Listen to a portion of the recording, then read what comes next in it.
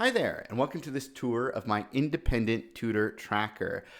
This works specifically for Google Sheets, so it does not work for Excel. Some of the formulas just don't work in Excel, so I just want to put that out there at the beginning. But really, this is geared towards any kind of independent tutor who needs help with their admin work. I use this for my own admin. And yeah, so it basically helps you keep track of all your lessons and more importantly, who owes what, right? In terms of payments, tracking those payments there. So this is the directory page. It's kind of your one-stop shop here. It can hold a maximum of 50 clients. If you have more than 50 clients, what I recommend doing is just making another copy of this, so you'll just have 2 copies. That way, again, it kind of preserves the formulas a bit. I think it's just the safest way to go about it. But I think the easiest way to show you how this works is just put in another sample student in here. We're going to say we have a sample student, Ryan. So I just write his name in here. He is now identified as client 16.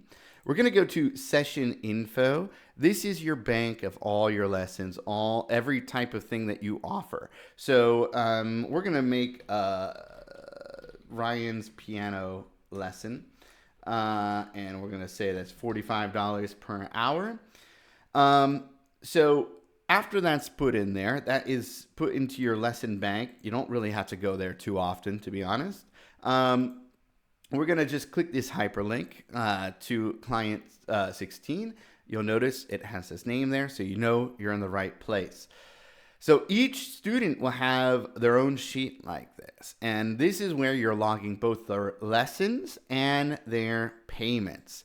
So let's say that Ryan pays $100. Oops, sorry. I'm going to put the date there. Sorry.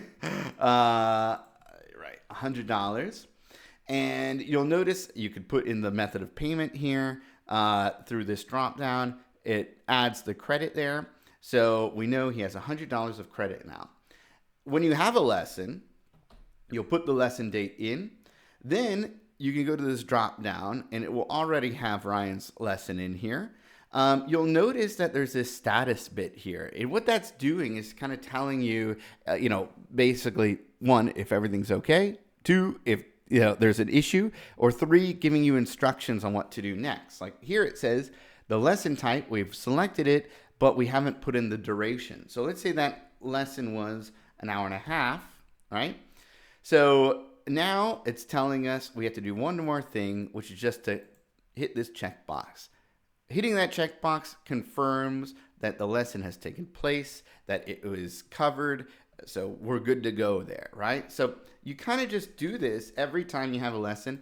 And honestly, for each session, it takes about 5 seconds. I can even choose a different type of lesson here, the guitar bit, and it will sort of calculate that price in there.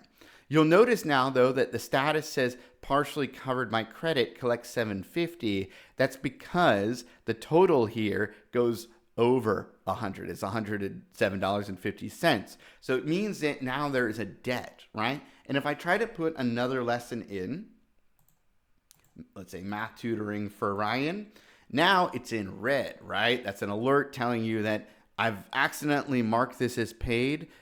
It shouldn't be marked as paid because he hasn't paid for it yet. So I uncheck that and it says the lesson not paid and I need to collect $38 for this, right? So it tells you the sort of itemized amount of debt, but of course you can always refer to here, or you can go back to the directory, and that will also tell you the total that student owes you, $45.50. So you can see it on their personal page, each lesson that they, may have a debt on, or you can look at sort of just the overview here.